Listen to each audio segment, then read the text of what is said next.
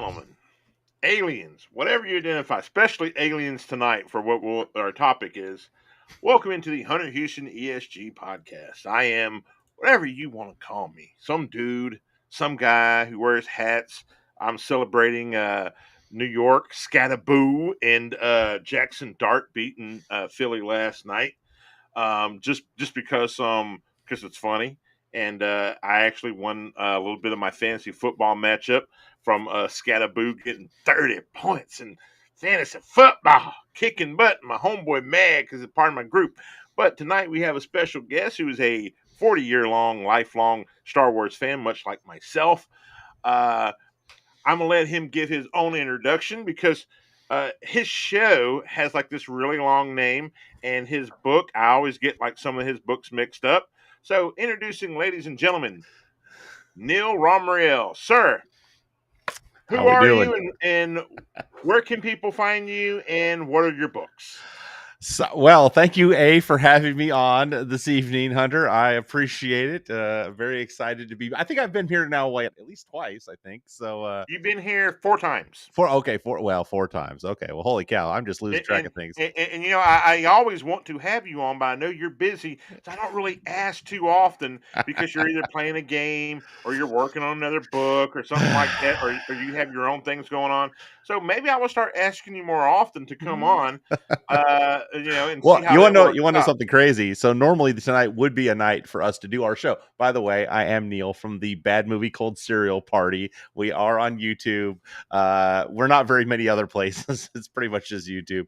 But the whole shtick is that we watch bad movies, we eat cold cereal, and we laugh about it the entire time with my friends Matt and Devon. And normally on this Friday night, in fact, I would be filming with them. But because Devon is reffing a hockey game this evening, I have instead had the opportunity to come and join Hunter Houston. I'm very grateful.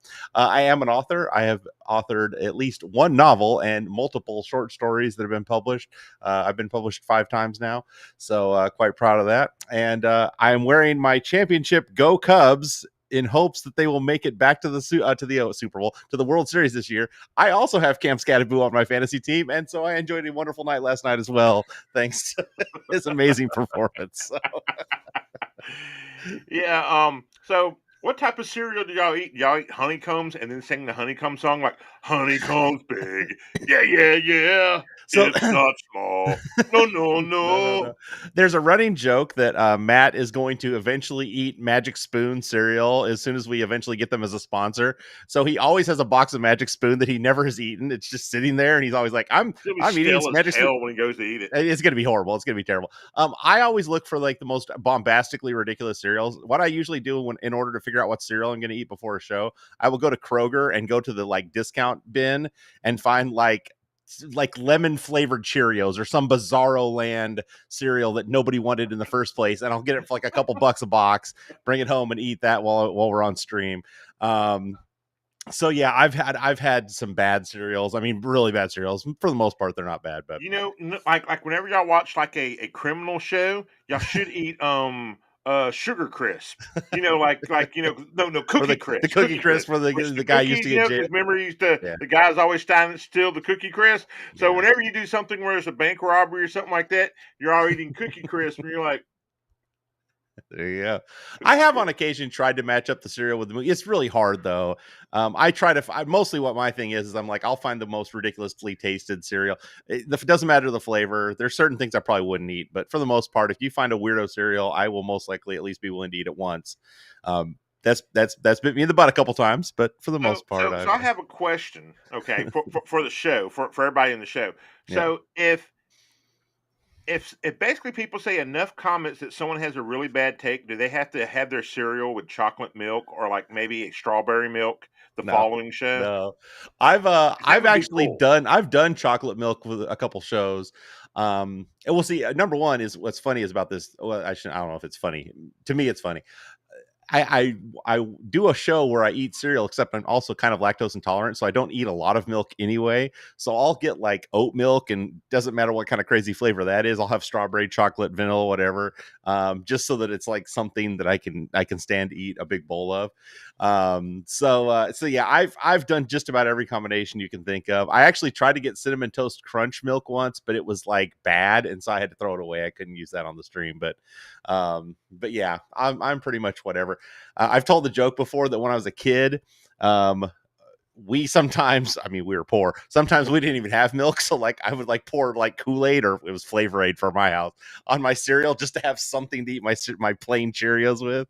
So I've pretty much gotten to the point now where it's like whatever, I'll eat anything when it comes to cereals. Hey, I've become kind of a cereal snob over the years.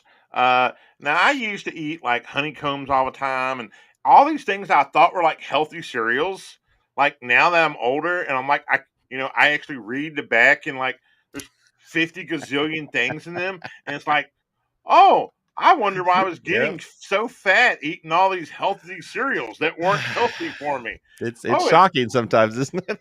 yeah, and my wife gave me crap today. She's like, you like you put on a couple of pounds recently. I'm like, okay, I just ate dinner, and now note, ladies and gentlemen, when you are fat for a little while, and then you start getting back in shape, your stomach's still gonna have that kind of expansion. So as soon as I wake up tomorrow and my stomach's empty, I'm basically just gonna, you know how like you suck it in. So when I suck it in, because I did that yesterday when I was at the gym, I have a six pack. Okay, so I have a six pack underneath the fat, and so when I suck it in, you can see it, and it looks immaculate. So I am very happy with it. And next week, when I haven't had taco night, and Right. and I decide to do a show, I will get up to any of the audience and I'll do my Rick Rude. Oh, you Have fun. fat, unattractive man, and then show my six pack, and you know, I don't have the deltoids, and I wish I was built like Rick Rude. For those who know, it's a wrestler who was super built in great shape and just loved cocaine. Hey, you know what? I'm sure that helped a little bit when it came to being skinny. Yeah, allegedly, by the way. Now, Uh, this show is going to be about Star Wars and many things on Star Wars. Now, we have just talked about Scattaboo from New York, so let's talk about his quarterback, who is actually a big Star Wars fan. So let's go Jackson to Dart. oh yeah, we're gonna start out with Jackson Dart, and we're gonna start out going to this. Let's go to that, ladies and gentlemen. Now look right here. Jackson Dart basically paints the little scar from Anakin Skywalker on his face. That's so funny that you brought that up, because I actually remember watching this last night and going, "Is that really why he does that?" Apparently, that's crazy. Oh, they asked him questions last night for Star Wars stuff, and it was simple questions. So, translation: Homeboy's not stupid. So, the next Star Wars movie, he's gonna have like some minor part as a stormtrooper or something, and if he wins a Super Bowl, oh, dude, all hell will break There you loose. go. He's But going to Disneyland, baby. but long story short, this his favorite two movies, my two favorite movies of the trilogies Okay. or prequels, Revenge of the Sith, okay, Okay. and Empire Strikes Back. Shockingly enough, everyone always says Empire Strikes Back. Now we had a conversation about this. He grew up during a certain series, and I just wanted to bring him into it. Let's go back to normal. So I'm gonna bring into where all his stuff for that is going to, and this is what we also talked about. So let me go ahead and go to this for both of us here, so you can see this as well. And then yeah, so all his history, and we're going to see this in just a second, ladies and gentlemen. I'm going to bring this over to is Yeah. from Star Wars Clone Wars, the seven seasons, which basically retconned the Clone Wars. It retconned Revenge of the Sith, because it took you 7/8 seasons almost to basically make something that was not that great, because it's like, oh, people have fond memories of the original. No, you had 7 freaking seasons of Star Wars. Now, would you like to disagree with me on this, sir? Well, I'll be super honest with you, man. I've barely watched any of the Clone Wars. We actually did a show about Star Wars, not on Bad Movie Called Serial Party. It was another podcast that we did, where we talked about Star Wars. I When Clone Wars was being its big thing, it was a cartoon to me. I wasn't really. I mean, by that time, I was very much an adult. I didn't mind the first three movies, quote unquote, in the chronology that much. I didn't mind them, but I also didn't love them. Like the Revenge of the Sith was a pretty decent movie. Like I actually enjoyed that one. But I didn't really. Phantom Menace was just, it was cool at the time, but like the more you watched it, the worse it got. And I saw it twice at the movie theater, and I was banned from that movie theater after the second time I saw it. okay, I'll real quick. No, go ahead. Apparently, I had relieved myself in the bathroom on a police officer, and it got me banned from that Dutch Square Theater until basically the mall went out of For business. life, Now I the was gonna theater's say. there, and I go there all the time. I'm like, yeah, I was once banned from this place. Um, so I have a really interesting story. I don't know if it's interesting. It's interesting to me about the Phantom Menace. Okay. So I grew up on Star Wars. Like I actually went to go see The Empire Strikes Back when I was like, it was brand new and I was young. I was like maybe 5 or 6 years old. My grandfather actually took me to see it, and he was an old farmer, and for whatever reason he just really liked Star Wars. And that was kind of out of his element normally, but Star Wars he was down with. So he took me to see Empire Strikes Back in the theater. I was a little bit too young to have seen the original Star Wars in the theater on its first run. Um, Okay. but and I also saw Return of the Jedi. So I mean, I was excited. I was pumped up for the idea that we were going to see a new Star Wars that was a bit more modern, had a bit newer, CGI. And so I actually had a friend in the town I was in who owned the movie theater. And this was in Virginia. And he had actually gone to like a trade show like 2 weeks before Phantom Menace was supposed to come out, and came back with a copy, an actual like reel to reel copy of Phantom Menace. And so several days, like the Monday before it released, I got to go and watch a private viewing of the Phantom Menace all by myself in the movie theater. I was all alone. I went at like 8:30 in the morning. Um, he was there with his manager, like that was running the theater, like just counting money and doing some other stuff. But they like popped the popcorn for me. They had me a nice little like setup to take to my chair. But I went in and watched it in an empty theater, the Phantom Menace, literally 3 days before anybody else was technically supposed to be able to see it, unless you were some kind of like special media person or something. And I liked it. Actually, that first go round, I was like, that's really cool. Like seeing things moving so fast and seeing the lightsaber duels and Darth Maul and everything. It was really cool. The problem is that then you watch that movie again a few times and you start going, oh man, the writing is wretched in this movie. It's not good. It's the CGI still looks cool, the fights still look cool, but overall, like just the pacing and what's going on and the story Are that's you being an told angel? is crap. Yeah, I mean it's just not good. The dialogue is really actually terrible. So so that was my introduction to the prequels, and it just kind of slid downhill. I'll be honest. From there, it was like it did. Like I said, the Revenge of the Sith was a good movie in that it had some cool parts, but it's still not a movie I'm gonna like voluntarily just go back and watch for no reason. Like I'll still watch the original trilogy anytime. You say like, hey, we got Star Wars playing, cool. I'll sit down. I'll sit down and watch Return of the Jedi. I'll sit. Those were good movies to me. The prequels, I shouldn't say the prequels. They're just the first in the chronology, right? They're the first Yep, three movies in the that's correct. chronology. So what's funny is that so then when Star Wars and the Clone Wars and all these cartoons came out, I didn't care because I was looking back at those first three films and saying it's a cartoon about a set of movies that I wasn't really all that jazzed about to look back at anyway. So yes, I get it. A lot of people did, however, say I want to watch this movie, and a lot of people are growing up and are on Cartoon Network and all that other stuff that show was on, and it like changed their memory of what those movies were, which is so weird to me. But it like made them feel like it was better than they were, and I maybe it's because it was retconned, maybe it's just because hey they figured out some ways to fill in some of the gaps on the story.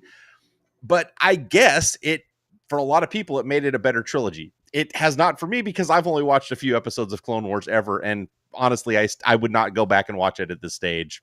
It's just too much. Like, it's too much homework at this point for me. So, Well, imagine this. So, whenever the Clone Wars had came out, mhm. after the Clone Wars had came out and before Revenge of the Sith, Right, Star Wars clone movie comes out, okay? right. And you have to watch that in order to watch Revenge of the Sith to understand how Revenge of the Sith actually takes place. So if you Right. watch that whole movie, you understand how Revenge of the Sith, you understand who General Grievous is, so forth and so on. But not only that, is imagine if you will, if you had a kid between that Mhm. time of episode 1, okay? He grows up watching it in chronological order. He didn't watch it the way we watched it. So he grows up with Rebels from 2014 to 2018. He grows up with the Clone Wars from 2008 up to seasons up to basically what 2018 or As I something say, was like it that. 2016, 17? It actually, like, didn't it have like a gap year somewhere in that mix where it wasn't Yes. canceled, but it was like it took them a while to get it out. Yeah. Yeah. So 2008 when Clone Wars came out, okay? Then you had 2014 to 2018 Rebels. Then you had the Bad Batch 2021 to 2022, the Oscar series Tales of the Jedi. We're only talking about like TV series then. Yes. And these are things Obi-Wan Kenobi, the Darth Maul, Shadow Lords, all this has to do, look at this. All this has to do with basically, and all this takes place, most of all this takes place during the Clone Wars, after the Clone Wars, or basically during Episode 3 or after Episode 3 or the Revenge of the Sith. So all this is all taking place before the first 3 original ones, which is Episode 4, Episode 5, and Episode 6. So you had a lot of retconning uh, been going on for a very, very long time. So I wanted to bring this up. The reason why people have so many fond memories because these are younger fans that didn't grow up with the same thing that we grew up with. They grew up with a ton of stuff that was put in place, a ton of what if you want to call it slop, a ton of slop that was put in place where they could enjoy something or have there's so many episodes, like you said, there's so many episodes. There's 100 and I think 15 episodes of the Clone Wars, something like that. I think it's like 115 or 112. So you got all those episodes to look at and say, oh, okay, I understand what's going on with this now. And you're kind of like, all right. And to me, it's kind of like I want to look. I love Star Wars. I think Star Wars is really great. But when you spend this much time retconning it, and then you get all this backstory to make 1, 2, and 3, the prequels, worth a damn, but yet you won't do nothing after Return of the Jedi except for this new crap, which was garbage, rather than doing basically retconning all the books, all the lore, Well, legends. yeah. So real quick, well, maybe not real quick, but let me be I don't want to say devil's advocate because that's not exactly the term I'm looking for here. But allow me to add some context to what it is that you're talking about there. Okay. So you're 100% correct that youth or people, it wasn't always kids, but it was for the most part it was kids, right? Kids that were coming into the fandom at that time. This is their locked in thing, right? So they've seen the movie with mom and dad. Maybe they're old enough to appreciate it. Maybe they're not quite there. But a cartoon comes out and it's like, oh, okay, well, I can get behind that because I'll sit down in front of, a half-hour TV show or a 45-minute TV show because it's a cartoon and I'm supposed to do that. And they start getting this lore. When we were kids and the movies were coming out, what was our equivalency? It was the books. It was some of the comics that they actually had back then. To be fair, we did have the CPO, what is it? The C3PO and R2D2 cartoon and the Ewoks cartoon. Yeah, the Ewoks which had cartoon. nothing There was also to do. the Ewoks miniseries, if you And the remember that one. well, the 2 movies, and then there was a small little miniseries. Yeah. First movie was good, and then it made a little bit of sense. Yeah. Second movie was like, crap. What the hell are you doing? It's like it's not even a money grab. It was just more of a, hey, George Lucas, I know you're busy doing something. Do you mind if he? And he probably wasn't even paying attention and just said, yeah. Yeah, And bro. green lighted it without even knowing. He rubber stamped something without Yeah, he knowing just what was rubber there. stamped something and he made it like, the hell, did I rubber stamp this shit? But what I was trying to get at is that one of the things that caused a rift, especially amongst older fans, Okay. when they started putting out the third set of movies, right? The whatever that would end up being 7, 8, 9, is that we had this established canon or lore. Now it wasn't. I get Lucas had already said there was a lot of it that wasn't quote unquote canon, but it was still lore, right? It was these things that we had absorbed as kids, that we had. It was our Star Wars Clone Wars, the TV show, that had given us this idea of kind of understanding the first three or the original three movies better. It had filled in some of the gaps. It had told this extra story. It had given us these things, and now all of a sudden, here comes Disney. And again, as much as I don't like a lot of what Disney does, they are still a big mega corp and they do have at least some capacity to like put out product. But they come in and they essentially erase all that. And they say, well, here's this new story that we want to do. And that made some of a lot of, especially the old time fans, mad. Now, if you had done the exact same thing, imagine if you did the exact same thing to the people that grew up on the Clone Wars. If somebody came in, let's say Disney went bankrupt and they had to sell, Star Wars, and 10 years from now, one could only hope. Anyway, somebody came in and suddenly said, hey, look, we're going to put out this set of live action movies that completely rewrite your Clone Wars stories or completely erase your Clone Wars stories and reset they would be mad, right? Like that generation of people would be mad. And that was what happened with a lot of the older fans when they put out these new movies that essentially just completely obliterated all the kind of canon and lore that we had kind of gotten, we had absorbed when we were kids. And so I get it. I get that there are, that is looking objectively at the original three movies, the 1, 2, and 3, and saying, "Oh man, they were not good." But I guess because you kids watch these, cartoons, ha ha ha, you figured it out now or whatever. By that same logic, I can also turn and look and say, okay, I do kind of get it, because when I was a kid, I was reading the Legends books and I was reading the books about Leia and Luke and what was going on in Han and these things, and it's like now that's all gone. And so that did kind of ruin the lore for me, right? And that did. Yeah. So if you took that away from these people that had grown up on the Clone Wars, it would kind of ruin it for them too. And so I'm kind of like, I get it. Like I said, it's not exactly a devil's advocate thing, but I do at least have a framework to say, you know what, it is what it is at this point. Well, to me, it's like I just like to pretend those 3 movies don't exist. I'm like, I'm sorry, there's only 6 movies. There's only 6 movies. There's only 6 movies.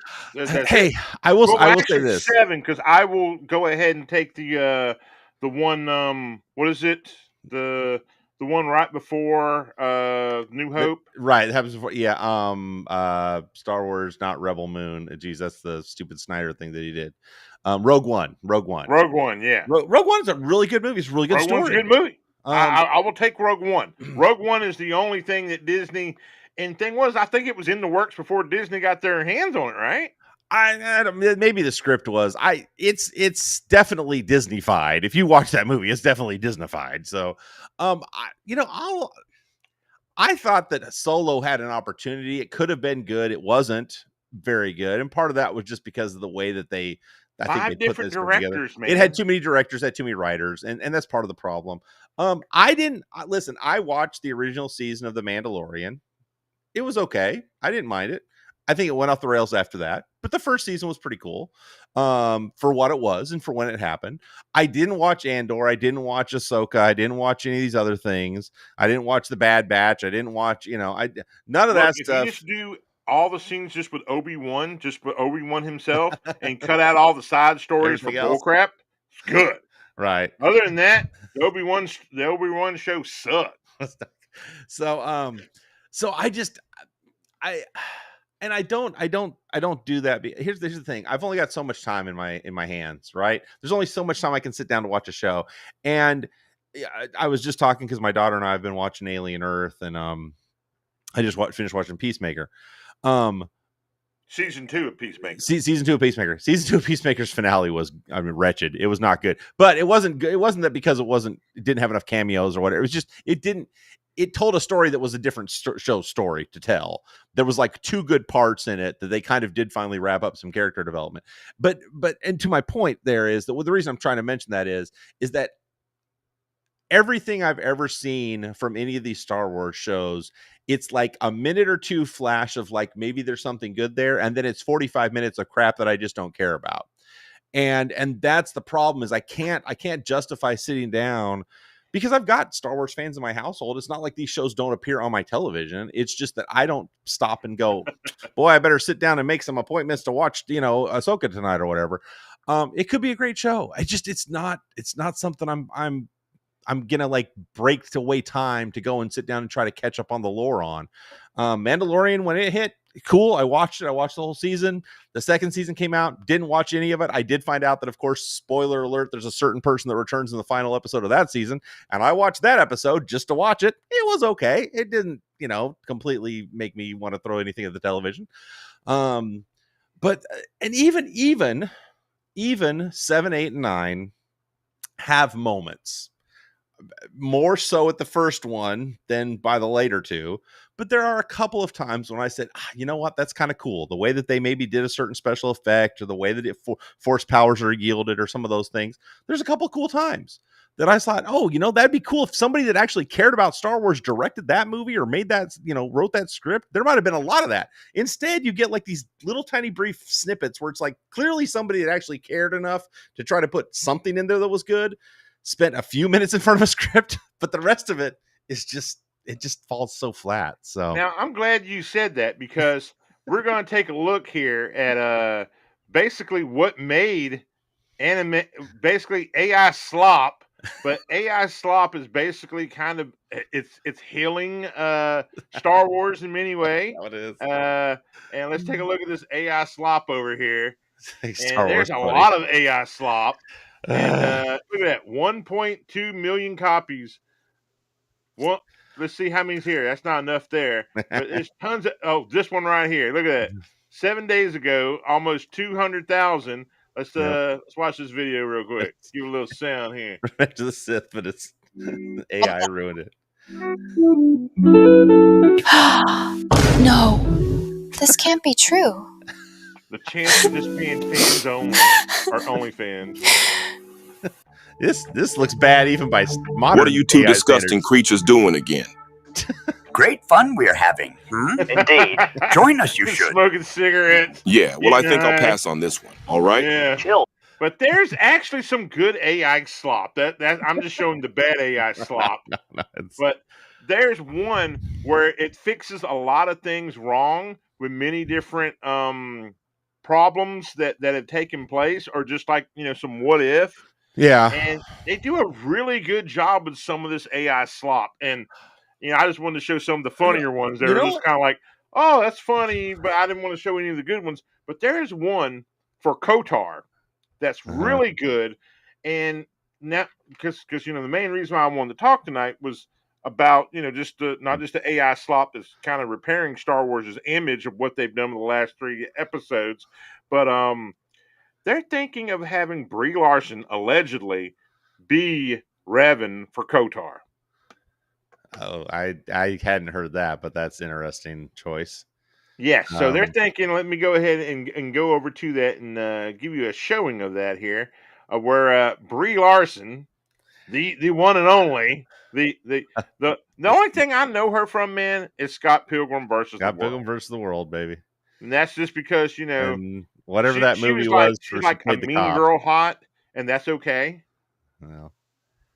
All right, let me see if I can find it where it's showing her has Brie Larson has in KOTOR here.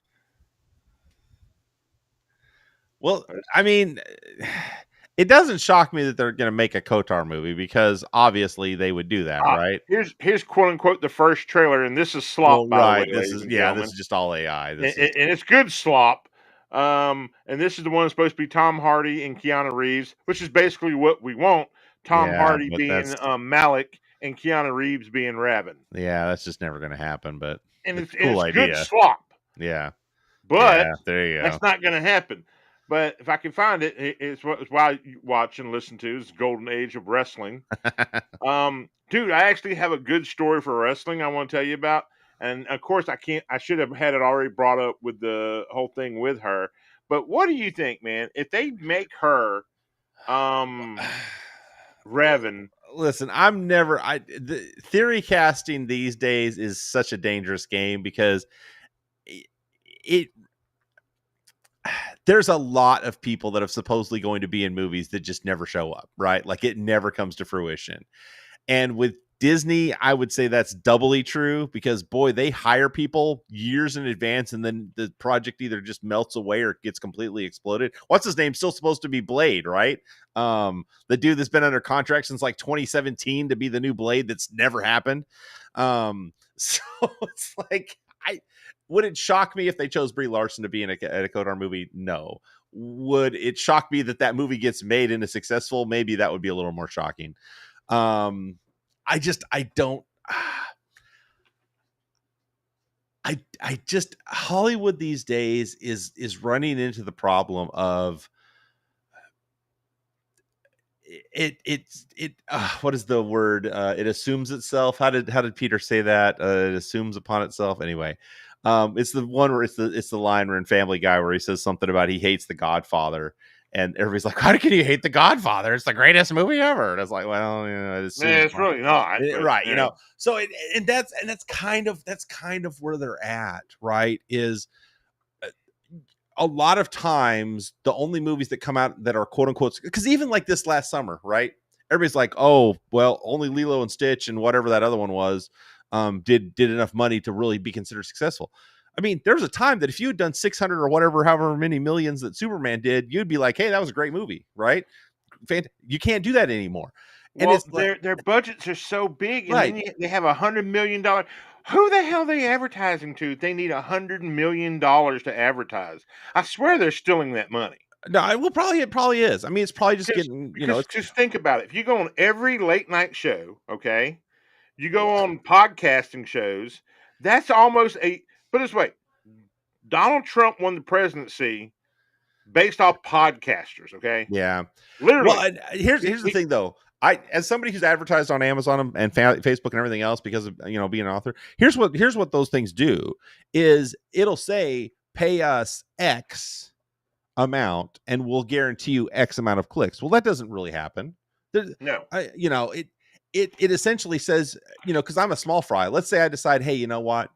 I just had a book come out. I want to do some advertising for it. I'm going to go ahead and spend $50 or whatever. You know what I'm saying? I'm a little guy. I'm a little creator. I don't, well, I could go and say to Amazon, I want to spend this amount, and it'll tell me, oh, well, for $50, we'll get you 10,000, 12,000, 15,000 clicks. Okay. Well, when you actually go after you spend your money, and it almost immediately happens. Like it's like they use up their clicks within a day, basically, supposedly. When you go and look at the way that's aggregated and the way that it gives you the breakdown, 14,000 clicks translates to like 3 actual click-throughs, right? Because they're essentially saying that the click was they saw your ad on their page for 2 seconds or 1 second or 1 iota of a second, and that counted as a click. But the actual number of people that actually clicked on your ad is so minuscule. So when 30 seconds should count as a click, by the way. Well, yeah, So when you're a big budget movie and you go to a place like TikTok or whoever you're going to advertise through and say YouTube or whatever, and you say, I need 400 billion clicks or whatever the crazy number I'm sure that they have to come up with is to get the amount of revenue and return on their investment that they want. They're going to say, sure, hey, we'll do that for $200 million or whatever. I mean, it's not that much, but they might say it's $1 million. Well, you have to do that in every single platform. And then you have to do it for every single version of your ad. And then you have to do it for every, you know what I'm saying, every single demographic that you want to target. And that's what happens is they start spending 5, 6, 10, 8, $15 million to do ads just on like the networks and on the freaking, anyway, do it on social media. And that's why that, to your point, is it a scam? Yes, 100%. I'm sure that there's money that's getting spent, quote unquote, that really isn't going to any of these advertisings. But yeah, your movie shouldn't cost the amount that it costs to produce for that amount of advertising as well. That makes no sense to me. Like, just from a budget standpoint, who would spend X to create something and then spend X times X to promote it? You know what I'm saying? Unless you just knew it was going to get a return. I think that stuff's going away because it's not making any money. Yeah. And with certain things taking place, I think that's going to go away. Now, before we get out of here, I want to bring up something. And ladies and gentlemen, I love also talking about wrestling. And here's something I want to talk about. And I like fantasy booking. And I had thought of this while I was taking a shower when I got home from the gym today. And so let me tell you about my fantasy booking and what I want to happen. Now, there's a guy named, and I hate his name because here's the name I want to give him and the gimmick I want to give him. And it's an awesome gimmick. His name is Almost. Yeah, Almost or whatever. Almost, yeah. Whatever you want to call it. Now, he is 7'2", 7'4". He's a big guy. Look at him. He's intimidating. He's a dominator. He's this massive guy. So my thing is WWE, and I'm gonna tag you like 50 ways through Sunday. In this, and I'll even clip this out of the way to be separate. Here's my gimmick for this guy. Okay, so his name is Prime Lightning. Okay. So he wears his big boots. They got thunderbolts on them, and his Prime Lightning, and he talks like he's Optimus Prime. Now, he comes out to like some really kind of like, like hardcore, like death metal, but it's like techno death metal, Okay. And so he comes out by himself at first, and all of a sudden, because like he just returned, he did like a squash match. So he goes to win a title, and they're thinking, oh, he's going to lose, and then all of a sudden he has and his finisher is called the Devastator, by the way. Okay, that's his real finisher, isn't it? No, or is that's that not your name his of that? real Okay. finisher is not called the Devastator. Oh, I can't remember. I want it to be called Devastator based off Devastator from the Decepticons. So basically, he has the decons come out. Now, the decons, this is how you play off Transformers, are basically everybody that's been in jail. So you have people who have basically been in some form of jail. So obviously you're going to have Mysterio, right? The condom, yeah, condom, Dominic Mysterio, and he's basically the Starscream of the group. He's always trying to undermine and take the power away from Galvatron, Galvatron or Megatron, but he's Prime Lightning. And so he's always trying to take the power away from him, and always, it's like trying to undermine him, even though, he's scared of him. And so, long story short, the decons, he wins a championship. They're, and it's just all about him and building him up. But of course, you still got, Dominic Mysterio in the background. So basically, you make him world champion, and he gets hurt, and it's like, I'll be back. And then basically, it's Dominic Mysterio throwing him like over like a bridge or something other into the water or somewhere. It's like want a bet, like where Starscream throws out Megatron out of Astro Train from the Transformer movie, and he screams Mysterio, and then he takes like 6 or 7 months off and comes back under just Prime or underneath Lightning or something, and then takes the belt back. But it's how basically by default Dominic Mysterio gets the belt, and it's the whole kind of thing. It's a play off of Transformers, the movie, but it's all through. And then when he comes out to beat Dominic Mysterio, or Dominic Mysterio's, it's like whose mysterious opponent is, it plays Stan's Bush, You Got the Touch. Right, yeah, that's sure. Well, there's fantasy booking, and then there's ludicrous booking. That's ludicrous booking, but I want it.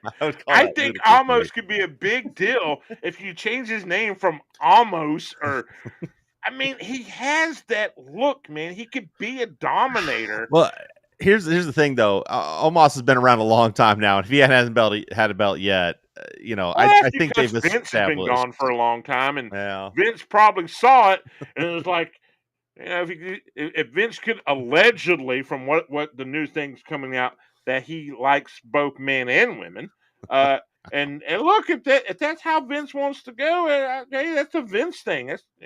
That's Vince. Sean, I'm gonna need you to be a sexy boy toy. Oh goodness. Allegedly. Allegedly. No, Omos. I've seen Omos in person. He's a big dude. I mean, he is literally a very large human He's a being. giant, right? He's a giant. He's way better than Giant Gonzalez was. He's not as good as the Big Show was in his prime. And that's probably going to be that's the big detriment for him. Is that now you've brought up wrestling. Yep. Allow me to pitch something that is, I'm not paid for this. Fair enough. I'm not getting any kind of sponsorship for this. If you have Steam or if you have PlayStation, I'm pretty sure it's on PlayStation Now Network, and it might even be on Xbox, which I guess if it's on Steam, it's probably on Xbox. Retromania Wrestling, ladies and gentlemen, is a video game you need to pick up if you have any kind of controller anywhere in your personal possession. Retromania Wrestling is a recreation, essentially, of the old WWF arcade games that were a freaking amazing. And if you never got a chance to play them in real life, this is your opportunity. It's only like $20 for the base game. There are some, I think there's at least one DLC. Play that game. Do yourself a favor. Tell me who the DLC characters are. I know some of the DLC characters are. Macho Man's one of them. Demolition's in there. I don't remember who the. I know in like the core they've got Blue Meanie and Stevie Ray. Oh, not the Midnight Express. The Rock and Roll Express is in Rock and Roll Express. Yep. And Magnum TA. Oh, that's right, TA. I forgot about TA, man. Magnum TA. Anyway, the NWA World Champion. NWA World Champion. The sexiest man alive. Who would have been rocketed to the moon by Dusty Rhodes. Well, he got rocketed to the moon, unfortunately. That's the problem. Crashes Porsche. Crashes yeah. Porsche, so. Unfortunately. But he married Tessa Blanchard's, Tessa Blanchard's mother, and he is her stepfather. That's right. I'd forgotten about that. Oh, my gosh. That's right. Anyway, so there's my wrestling great promo. Game. I have the game, by the way. I was just say you've got it. There you go. Seriously, if you like wrestling, this is anyway, like I said, totally unpromoted. I didn't get any money for that. I should have, but Retromania, if you're watching, hook me up. Come sponsor my show. Hey, it's a great game, man. I enjoy the game. I usually play as Matt Cardona. There you go, dude. His wife is currently over in Australia, which she showed off a picture, Chelsea Green, of when she used to be a Hooters girl. Did you see that picture? I haven't seen that picture yet. Okay, so she posted it on her Instagram and on her Twitter /X / Twitch. Whatever, yeah. And she said back where it all began, and I think they're in where are they now? Melbourne or something like that. Yeah. She's like back to where it all began when she was a Hooters girl, and she showed an old picture a long time ago. So yeah, That's funny. Hopefully she'll go out there, have a good match. I say for my picks, I say Seth wins. I say Seth wins over Cody. Okay. All right. Good. I think that's a good one. I think that's a quality choice. I'm going to say I think Seth needs to win over Cody. Let's be honest. Cody doesn't need wins anymore. Cody's should just play Kingmaker from now on. But that's correct. But yeah. I will say the girls are doing 1-2, correct? Yes. Title for title? It's Tiffy and Stephanie Valkyrie. And Stephanie Valkyrie, yeah. Yeah. I will go ahead and give it to Valkyrie just because I want to shoot her to the moon. Yeah. You're going to let Tiffy get it, huh? Yeah. Well, here's the thing. I think I agree with you that she should be the one that wins it. Yeah. I fear that they're still trying to get Tiffy over a little bit. Like, I think she had a little bit of momentum, but then they figured out she wasn't a great baby face, but she also wasn't a great heel. And they've kind of had that weird, like, back and forth with her a little bit. I think they try to solidify her here because I suspect they're going to feel like they need to give her a little bit more momentum going into the end of the year and then getting her over the hump to WrestleMania. I could be wrong. I agree with you Okay. that Valkyria should win because I do think she needs the momentum still because a lot of people kind of weren't still happy about her winning over Io. So I think she needs the momentum. I'm thinking my worry is that especially if Seth is going to be your winner on the men's side, it's going to end up being Tiffy on the other side. I could be wrong. Okay. Oh, so you're saying that SmackDown has to win one and Raw has to win one. Kind of. Roman Reigns wins against the Tribal Thief. Yeah, that's almost got to be the case, man. Reigns anymore. I get that he's more than happy to put people over nowadays, but I think that he wins this one. This doesn't make any sense. Not well, bad, Bronson Reed is also from Australia as well. That is true. Native Australian. Now, what's not to say that Rhea Ripley comes out and destroys both Valkyrie and destroys Tiffy in a blind rage. That's actually not a bad idea. Here's the thing about that match is that since it doesn't matter, these are not for titles, so you're not unifying anything. You could do something like that, and I think if you're gonna do something like that, it's gonna happen in the women's because the men's I don't think needs it. I get that everybody's saying that Seth's going to bring people out and Cody's going to bring people out. It probably will happen that way. I don't think it needs it. I think the women's would be more fun if you did let somebody like Rhea come out and just wreck some shop, even if it doesn't cost anybody the match in the end. Even if all it does is just put them both down on the canvas for a while. It lets her look strong. It gives her a reason to be in the contention still. So I think that would be a good call. Okay. And there's some other matches, but I don't care about those. I'm glad they're going back to they're letting a lot of people go back to their original songs. Shinsuke Nakamura just came back out to his original song, which was awesome and amazing because I like that song. Yeah. You know, the thing was, is I was actually whistling that today at work and didn't even know that he came back to that song because I just like the. It's a crazy cool theme, and just I was very happy to see that he came back in his old theme and kind of his old style too. and you know he was face Shinsuke Nakamura, not look. Some people can play heel, but he just can't play a heel. He can play a heel, but I think he plays a heel to Japanese audiences, and American audiences just don't understand it. I think it's part of the problem. You know what I'm saying? And it's like I prefer you do your Michael Jackson thing because I enjoy that. Right. You know, he's going to be over kind of regardless. It's the same way with some of these other. There's been some other characters here lately that it's just they can try to make it sound like they're going to be a heel. Nobody cares. Nobody believes that. Becky Lynch is kind of that way. Even when Becky Lynch isn't being quote unquote liked, she's still getting more cheers than some of the other women on the roster. Nia Jax is forever Stone Cold heel. There you go. There is no way you can turn that mofo face. Yep. Oh, and John Cena goes over AJ Styles. Probably that's probably fair because he's only got what 2 more matches. This is one of them. Yes. And who's his last match?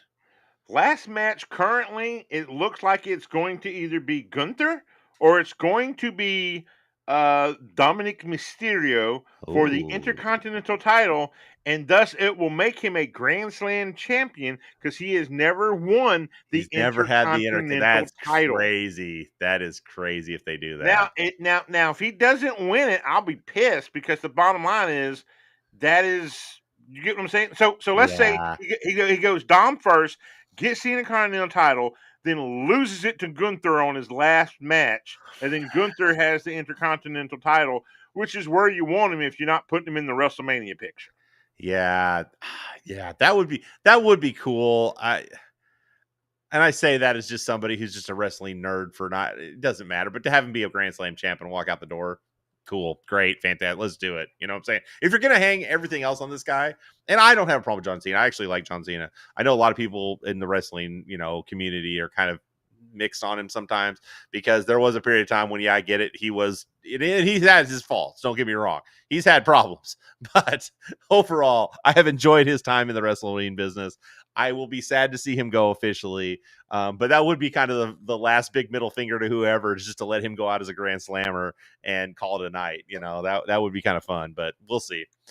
I think he wins against AJ just because AJ doesn't need wins anymore. AJ he put over the Undertaker. AJ said that he said even if Saudi Arabia paid for them to redo that match in Saudi Arabia for millions of dollars, Right. he's not going to do it. Okay. And my whole thing is like, so you're saying there's a price, they just need to meet it. Right. So you're Because saying there's a I chance. guarantee if I said something like that, I'm like, well, even if they gave me millions of dollars, and if I'm the Prince of Saudi Arabia, like, who is this American who thinks that he can stop the great country of Saudi Arabia, which is a great country? I have yet to receive the check in the mail, but they are a great country with great and beautiful and amazing people. Right. And I think that the Crown Prince would say, money is not an option to me, which is really not. Here's you know what I'll say about that though. Seriously, I hope somebody literally goes over in there and just fleeces the crap out of it. As a wrestling fan, that's not going to be good for anything. But I hope the Undertaker does go over there and say, "Give me $35 million for a 20-minute match," and guarantee just walk it, out. it'll Seriously, happen. you know what I'm saying? Right? You know what I'm saying? Just do something like that, just to put a big middle finger up to those guys. Because whatever. I mean, at this point, you're just taking money. The fans will be pissed. The Undertaker will probably be pissed. That's why I don't think the Undertaker's gonna be the one that does it. Goldberg will do it. Goldberg will take a literal just brick of money and just say, yeah, great, I'll wrestle. And he'll look like crap and it's going to be embarrassing, but he's going to do it because they're going to put a actual dumpster of money in front of him. And he'll be like, have Nick Nimitz over there.